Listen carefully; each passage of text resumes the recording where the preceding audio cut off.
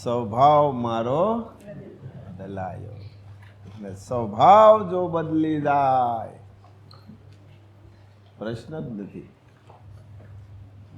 આપણા સ્વભાવ કેવા છે? બીજાને બદલાવા પણ સંયમને બદલવું નથી. તે કાઢી નાખીને સંયમને મારે મારો સ્વભાવ બદલવો. કેવો બદલવો? આચરણ થકી. ખાલી બોલે કઈ થવાનું નથી. આચરણ થકી સ્વભાવ જો બદલે प्रश्न हल. श्री महापात्र हमेशा से कहते आए हैं कि मन को नियंत्रित में रखना चाहिए और किसी भी कठिन कार्य को करने पर हमारा मन उससे दूर क्यों भागता है? मन का तो काम है हमें भ्रमित करना. हमारा मन हमेशा उन सुखों को भोगना चाहेगा जो हमें आसानी से प्राप्त हो जाते हैं. लेकिन ये बात स्मरण रखना, हम चाहे जितने भी सुखों को भोग ले, हमारा मन कभी भी संतुष्ट नहीं होगा. इसलिए हमें मन के अधीन नहीं चलना, मन को हमारे अधीन चलाना है. कहते हैं ना कि अगर मन का हुआ तो अच्छा, और यदि मन का नहीं हुआ तो ज़्यादा अच्छा, क्योंकि मन इच्छाओं को बढ़ाता है और मनुष्य को कभी भी संतुष्ट नहीं होने देता.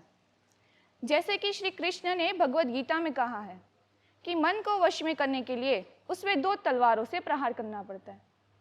एक तलवार अभ्यास की है और दूसरी तलवार है वैराग्य की. देखो अर्जुन, अभ्यास का अर्थ है निरंतर अभ्यास. मन को एक काम पर लगा दो, वो वहाँ से भागेगा. उसे फिर पकड़ के लाओ, वो फिर भागेगा. उसे फिर पकड़ो, ऐसा बार बार करना पड़ेगा. मन को भी नियंत्रित के रस्सी में बांधकर बार बार अपने रास्ते पर लाया जाता है, तो अंत में वह अपने स्वामी का कहना मानना शुरू कर देता है. इसी को तो कहते हैं अभ्यास की तलवार चलाना. इसी प्रकार श्री महापात्र भी आज प्रत्येक मनुष्य को और संपूर्ण मनुष्य जाति को मन को नियंत्रित में रखने का अत्यंत छोटा और सरल मार्ग बताते हैं. जैसे कि हे कह के गहरी सांस लेना और माँ कह के छोड़ना, और दूसरा है मौन, जिससे मन पर अत्यंत ही गहरा प्रभाव पड़ता है और मन को उसके सही स्थान नाभि तक पहुँचाया जाता है. श्री महापात्र यह भी कहते हैं कि मन ने बुद्धि का स्थान ले लिया है, जिसके कारण वे उचित निर्णय ही नहीं कर पाता और वो उसी के दुखों का कारण बन जाता है. तो अगर मनुष्य को उचित निर्णय करना हो तो मन का नहीं, किंतु बुद्धि एवं आत्मा का अनुसरण करना होगा. तो ही वो जीवन में प्रगति कर पाएगा और आत्मा को शुद्ध कर पाएगा और परमात्मा यानी माँ विधाता, माँ विश्वम्भरी तक पहुँच पाएगा. जय मनुष्य. મનને શાંત કરવા માટે એક જ સરળ ઉપાય, અંદરથી વૈરાગ્ય બનો અને બહારથી લૌકિકતા. અંદરથી જો વૈરાગ્ય હશે તો કંઈ પણ આમ તેમ થવાનું નથી. એટલે મન હરેક જગ્યાએ જાય, પણ સાથે તમે શરીરને જો કાર્યરત કરો તો થાય ને.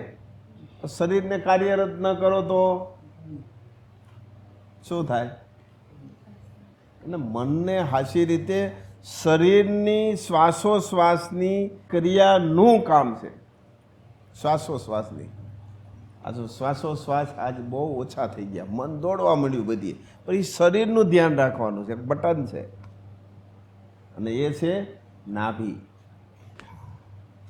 લાંબા શ્વાસ લેવા એટલે એકદમ શાંત થઈ જાય. જોજો તમે લાંબા શ્વાસ લેવા મળશો ને એકદમ, અને તમારે સારામાં સારો ડિસિઝન લેવું હોય એટલે બુદ્ધિ તરત કાર્યરત થઈ જાય. મનને છે ને સ્થિર કરી દેવાનો, લાંબો શ્વાસ લેવાનો એટલે બુદ્ધિ કાર્યરત થઈ જાય.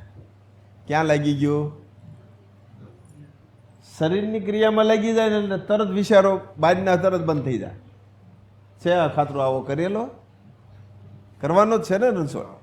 અખાતરો નહીં કરો, તરત જોજો. આમાં આમ તેમ દોડતું હોય છે ને, તરત લાંબા શ્વાસનું એને નાભીએ પુગાડી દે ને લાંબા શ્વાસ લેવા એટલે તરત સ્થિર. એને કામ આપવું પડે. વાંદરું એ નિહાળી આપી દો એટલે સડેર ઉતરે. એનું કામ શું? સડેર ઉતરે. આ મનનું કામ શું? શ્વાસ લેવાનું, ચડવાનું ઉતરવાનું, ચડવાનું ઉતરવાનું, ચડવાનું ઉતરવાનું. એટલે બુદ્ધિ ડ્રાઈવર પાસે થઈ જાય. એટલે મનને હંમેશા કેમાં કાર્યરત રાખવાનું? શ્વાસમાં. જોજો આમ આમ તેમ થાય ને, તમને દાખલા તરીકે આમ કોઈ પણ જગ્યાએ ગયું હોય છે ને, ઊંડો શ્વાસ લઈ લેજો ને તરત સ્થિર થઈ જાય ને, કામ આપી દેવાય, નિયણી બતાવી દેવાય. જો ન બતાવો તો ગમે ત્યાં કૂદકા મારશે. અને છતાં જો ક્યાંક આમ તેમ કૂદકા મારે તો શરીરને સાથે જોડવાનું નહીં. હા, એ શ્વાસની અંદર લે. જય મા.